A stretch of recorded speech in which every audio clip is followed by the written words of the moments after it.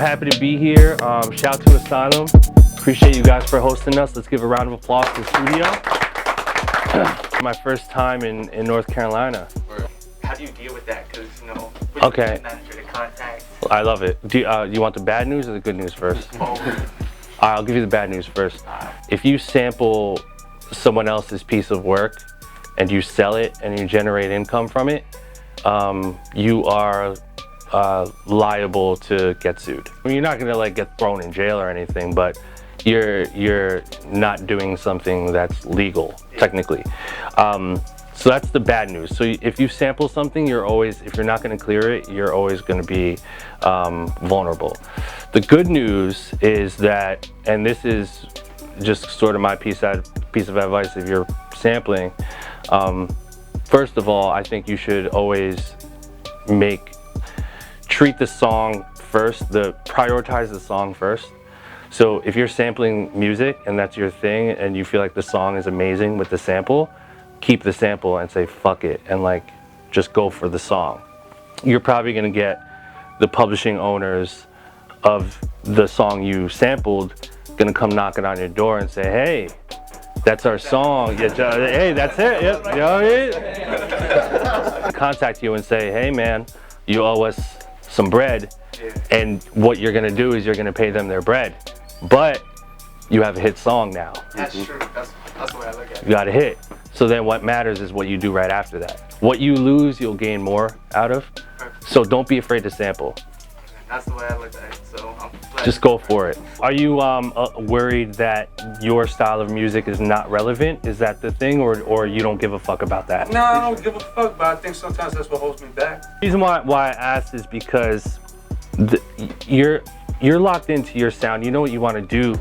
I don't think it matters that like your sound is like quote unquote irrelevant. I don't really believe in irrelevance. Yeah. I think there's too many humans on earth for anything to be irrelevant. There's something for everyone.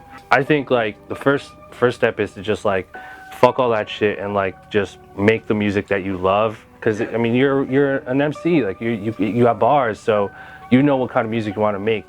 I think the step after that is really just, it's 2018, next year is 2019, which is unbelievable. You have to just be caught up with the times. Otherwise, it 110% will never happen if you don't. Like you should be on Instagram with 500, 5,000, 15,000 followers of people that really fuck with your music, as opposed to putting out a 21 Savage remix and then a bunch of 14-year-old kids saying, oh yeah, that guy sucks, or oh yeah, that guy's awesome, but then not really have any kind of connection with you. Yeah. You know what I'm saying? That's like the fake shit. You gotta get on Instagram, build the audience one by one. Don't worry about the numbers, man. It'll come. You know what I mean? Like, I just started a YouTube page last July. You know, I've been neglecting a YouTube page. I started July. I started going hard. I only have like 6,400 subscribers right now, but I had 0. But those are all real like people, real followers, you know? Like that's nothing compared to, you know, fucking 100,000 subscribers. Like you would think that I would have more, but I don't. And I'm okay with that because I'm building it organically and the shit is real. Yeah. You know what I mean? So like that matters more, man. You know what I mean? Like build the real shit. But the internet is a tool, man. Like take advantage of it. I always prioritize the performance of the computer over anything else. Like you can have like, you know, yeah, you can have an Apollo with some amazing speakers and shit. 4 gigabytes of RAM like ain't gonna do nothing, you know, so. Beat was trash. Yeah, first of all, I love that chop. Yeah, that chop was super cool. You know the #1 rule, don't sample snitch, man. Yeah, never give away your sample. I'm totally kidding. I'm totally kidding. I'll pretend you never said that.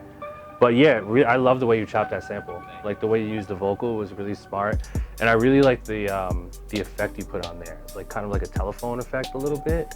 The only thing that I wish I heard in there was just like an impact moment of some sort, like a section that really gets musical. You know, come up with like a a progression, like take it somewhere musically. Maybe in the pre-hook, before the hook, or like during the hook, maybe there's a melody in there, but just something to, you know, take it from here to there. Loop after the piano, Bootsy Collins shit. Without the we part, that can be like the verses. So just two separate parts, really simple, no crazy piano change up stuff, and then just have it kind of cruise that way. And then you can do like, you know, 8/16, 8/16 or whatever. So do like a version of like that, and then maybe get like a rapper or someone who could really just body it. The thing that truly got me into making beats when I was a kid was Mario Paint for Super Nintendo. Oh, really? Yeah. I'm looking forward to hearing more. Like, it sounds like you have a passion for like modular synth and like bit and all that stuff. Yeah. Have you heard of a guy named Mort Garson? I haven't. Write that down, look him up. M-O-R-T Garson, G-A-R-S-O-N. He's a legend, yeah. He was a modular synth composer guy in the 70s. So all those like like your dad's, when your dad was a kid, or your grandfather, like back then, like he was like the guy that kind of pioneered like modular synth. How long did it take you to make that particular beat? That was probably one of the quickest beats I ever made. Like, what's quick for you? Quick for me is probably like hour and a half, 2 hours. Hour and a half. So I can see, I kind of predicted that in my mind. Yeah. I can tell you took your time with that beat, because there's sections, there's little intricacies in there. That hook part that happens is like really nice, but not kind of like overbearing, and like it makes sense with everything that's happening. So you're doing a good job with balancing out the elements, and it really sounds like you're taking your time with it too, and the mixes sounded really nice too. When you train, you respect it, and it's always a practice. Like, you never master it. You never really master yoga, and it's the same with music. You can never really master this stuff. You can only just practice it your entire life. So shit was whack as fuck in 2005, but I was in my mom's basement. And then 2018, I'm on a Black Panther album.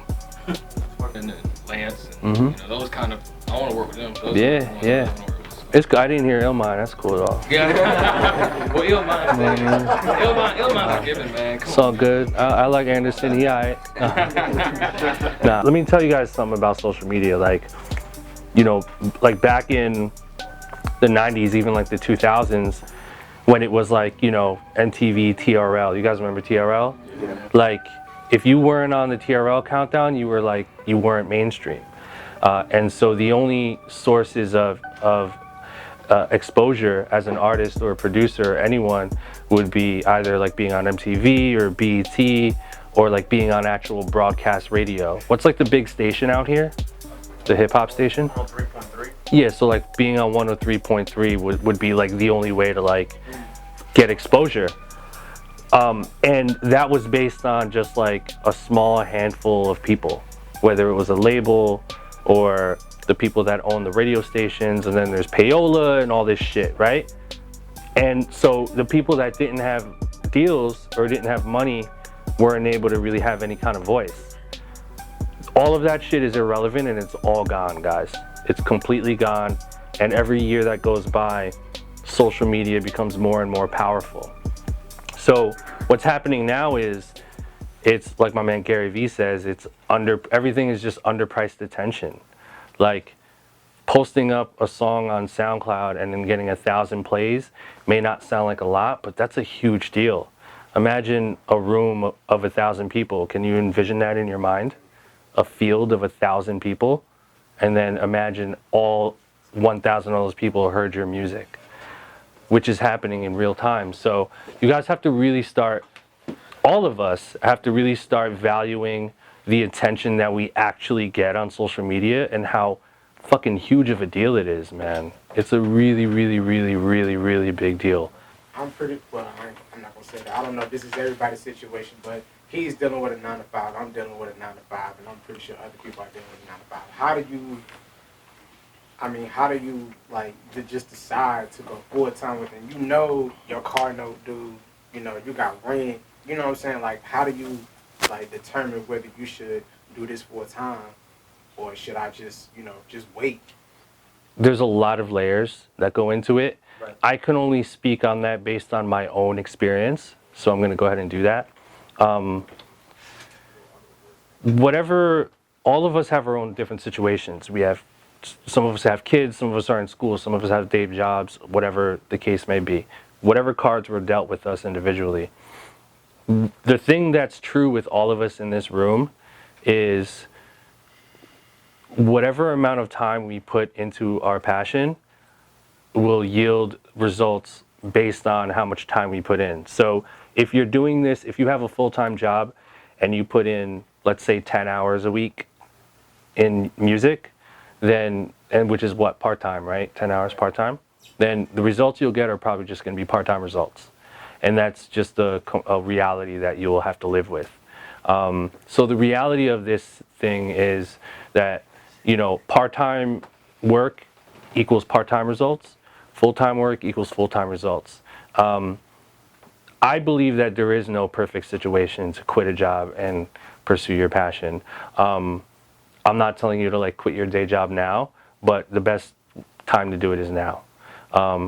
If you keep waiting, you'll never reach that point because there is no point. It's made up in our minds. Right. So basically, sacrifice. 100%. I had the luxury of being a loser in my mom's basement for 6 years. I had that luxury.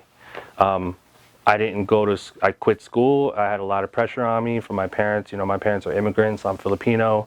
I'm supposed to be going to school and becoming, you know, a nurse or an accountant, and I'm doing music. So the things that I did have, like having the luxury of being in my mom's basement, I lacked in everything else. No relationships, no mentors, no YouTube, no internet, no guidance, no money, no real support from my parents. All my friends looking at me like, yo, you're a loser, what are you doing? And literally not having any resources. So I had all the odds were against me, but I went with it full time. And the thing that for me got me going through it was the fact that I loved doing it so much, and that brought me joy. And the joy sort of overpowered all the negative shit. So I didn't think about the negative stuff, like how am I going to make money? How am I going to blow up? How am I going to do this? Like none of that mattered. I just made music, and that happened 6 years straight until stuff really started to happen, because I was getting better and better at my craft. So, you know, I think the moral of the story is you really have to, I would just be responsible with your position, but just know that you're going to have to sacrifice. It's going to suck for a long time. Like if you have a wife and a kid and this is what you really want to do and you have rent to pay and you say, hey, babe, I'm going to quit my job. I want to pursue music full time.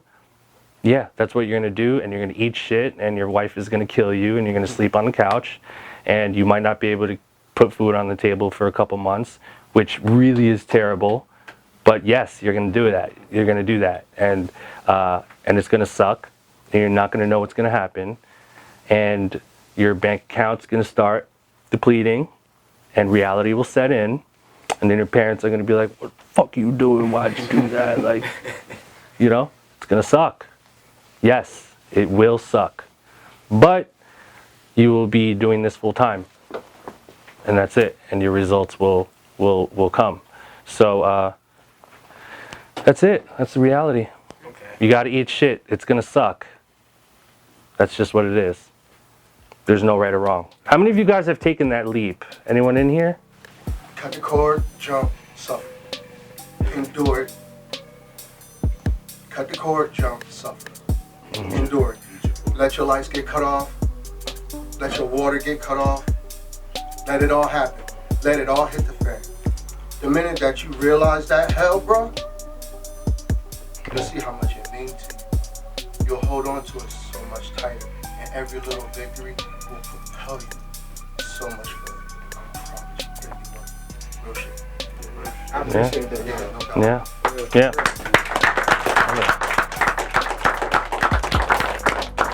Shit's really real.